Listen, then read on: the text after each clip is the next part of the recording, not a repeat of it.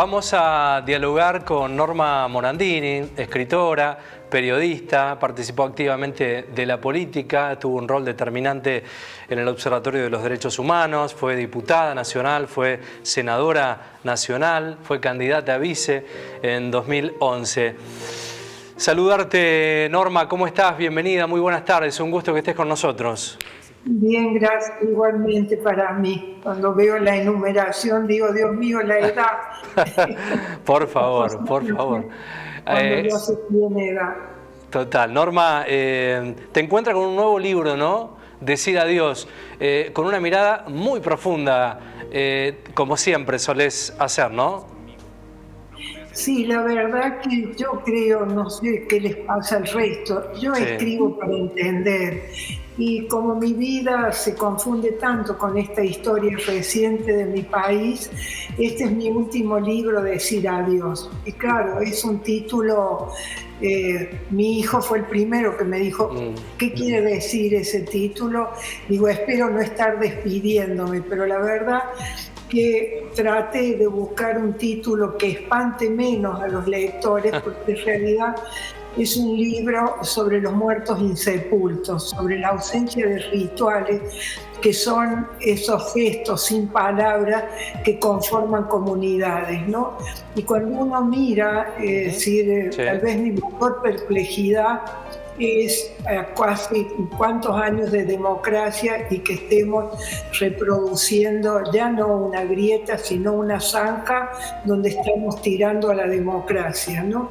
Y entonces, bueno, empecé a reflexionar mucho en relación a estos muertos insepultos, ya no tanto de los desaparecidos, a los que nadie ha visto morir, que no tienen cruces, no tienen la misma perversión del desaparecido como sistema administrado por el Estado. Pero cuando uno mira la democracia, tenemos demasiados muertos insepultos también en la democracia, a los que no hemos visto morir, como los jóvenes que quedaron en las Malvinas, claro, como los que quedaron bajo los escombros de la AMIA, como decir, todas aquellas, bueno, para los últimos, si hago una enumeración, uno toma dimensión de cómo cada década ha ido lanzando los muertos de Cromañón, los de Nonce, como muertes evitables, ¿no? No son, decir, aquellas que nos hacemos los seres humanos y sobre todo la responsabilidad de los funcionarios del Estado que tendrían que haberlas impedido, como pudo haber sido las últimas, que realmente ahí no hubo despedido. Estaba leyendo el prólogo de Victoria Branca, es reflexionar sobre el alma herida de nuestra Argentina. Qué profundidad, ¿no? en esa frase, Norma. Porque me pregunto desde hace mucho tiempo qué tenemos herido para que seamos un país movido a muerte, ¿no? No con la vida es compleja, es contradictoria, requiere simplemente que en democracia nos respetemos unos a otros, ¿no? Y también una pregunta que yo sé que es provocativa, pero siempre digo, ¿queremos seguir matándonos a perpetuidad? Si podemos seguir los argentinos con este grado de enfrentamiento, de desconocimiento al otro, que es la negación misma de la democracia.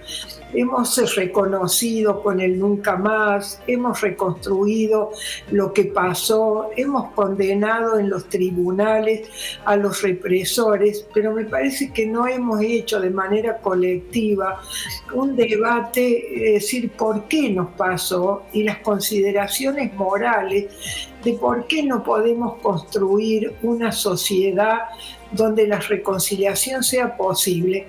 Pero no se trata de reconciliar a una víctima con un verdugo, reconciliarnos políticamente, donde pensar de izquierda no sea delito, pero tampoco pensar de derecha sea un delito y podamos finalmente tener una conversación democrática, porque los problemas de nuestro país son de tal gravedad que necesita que trabajemos todos, ¿no?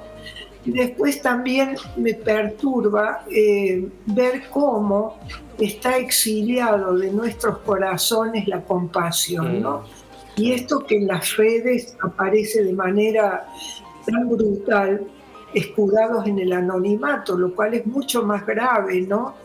Que aparezcan todos estos sentimientos de tanta crueldad, de tanto deseo del mal al otro, de tanta aniquilación.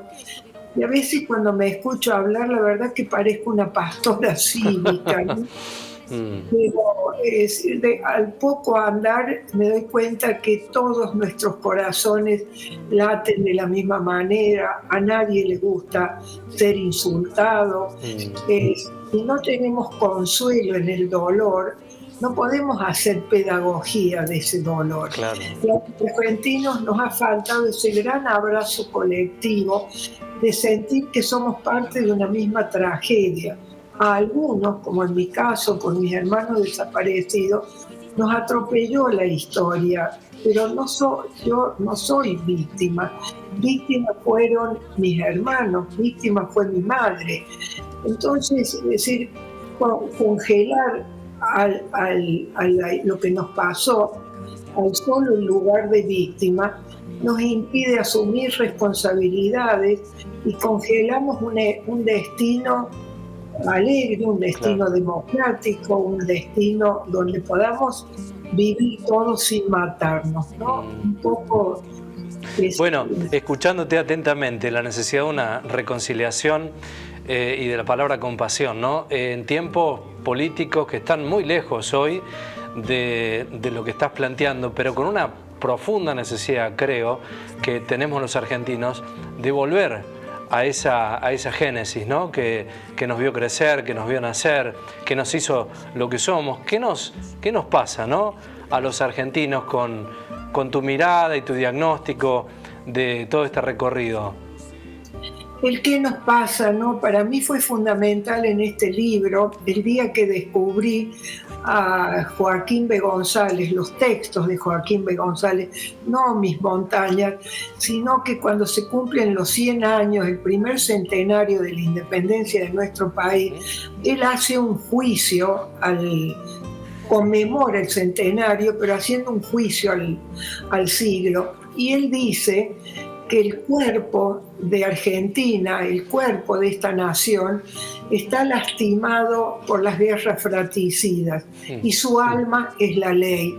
Él se refería a la Constitución de 1853, que él después no pudo ver porque murió en la década del 20. Pero tenemos todo el siglo pasado dominado por la violencia. A partir de los años 30 ha sido una sucesión de violencia y de violencia fratricida como la que hubo en los 70.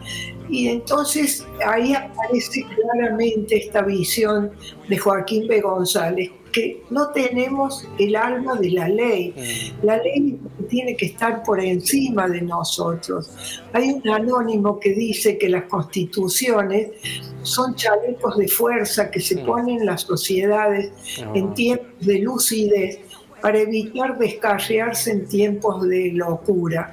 Y esto creo que es lo que nos está pasando.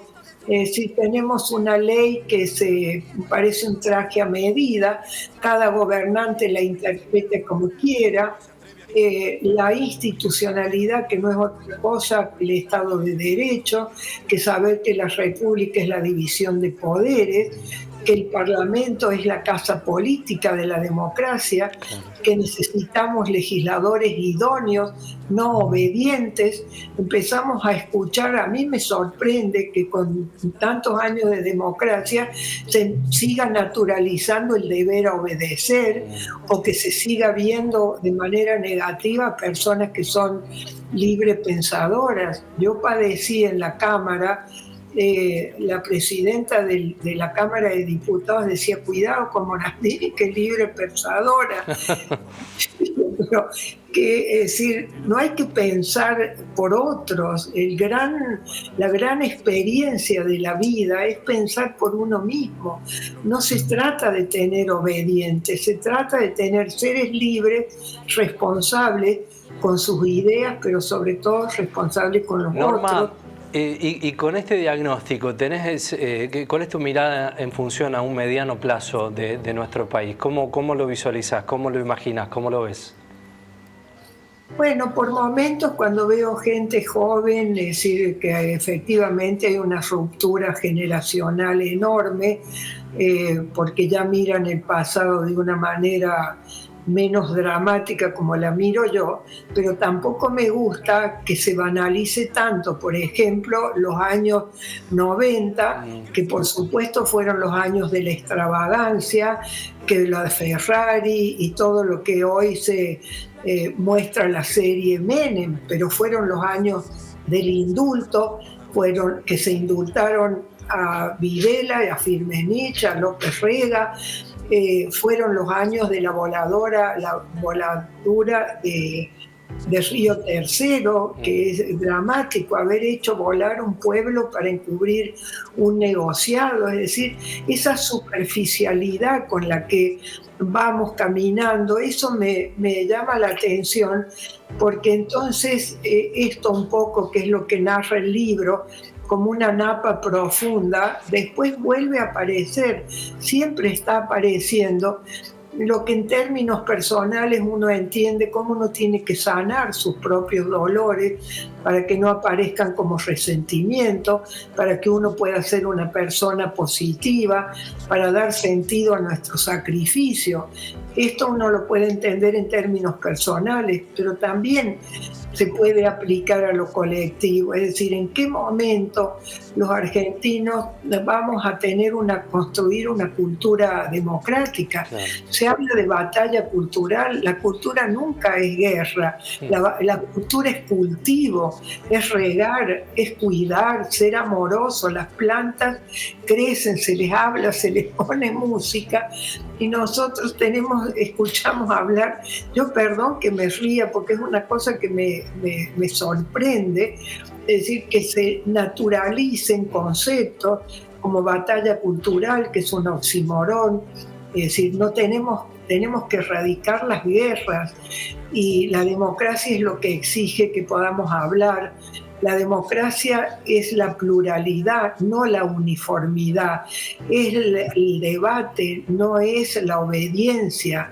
Es poder trabajar los conflictos, porque al menos como definición somos todos iguales ante la ley y tenemos que ser capaces de respetar al otro.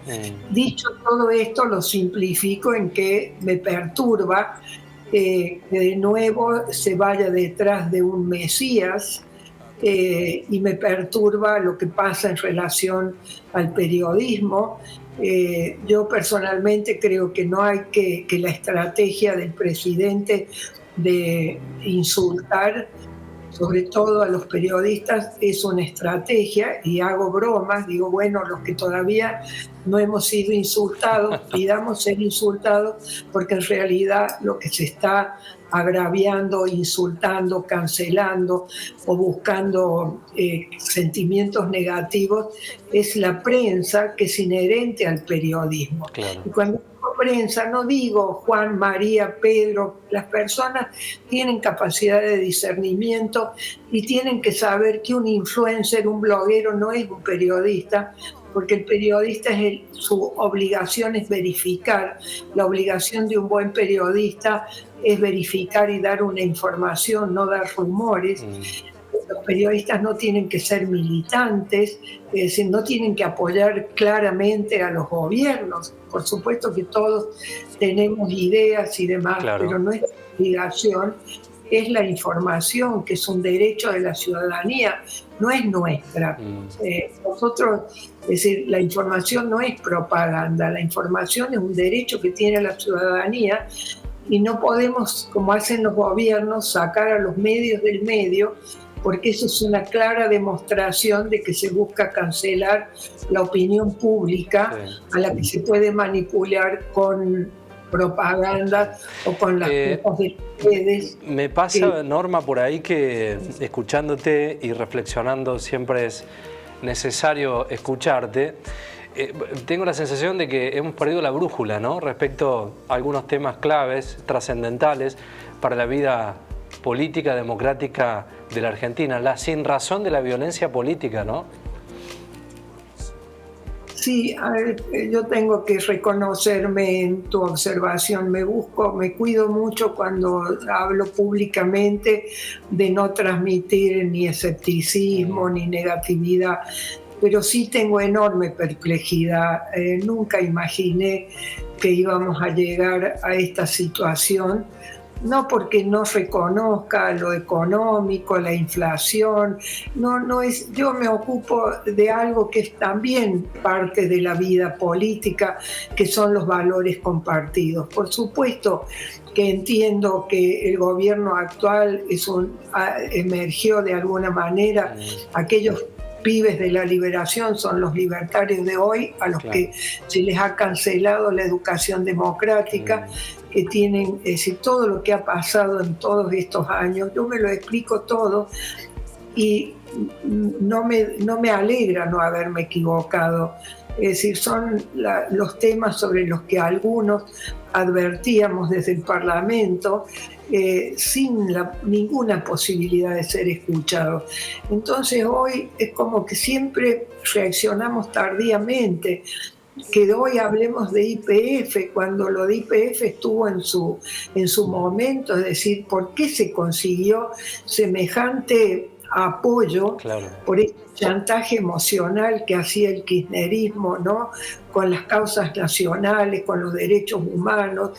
Es decir, ha habido rituales eficaces en todos estos últimos 20 años que han jugado mucho con la emoción, que han chantajeado con la emoción, han chantajeado con la ideología. Y claro, cuando llegamos a situaciones apremiantes, como las que vivimos en las crisis, las recurrentes crisis económicas, hablar de estos temas parece que uno es un pastor cívico a contramano, ¿no? De lo que va la mayoría.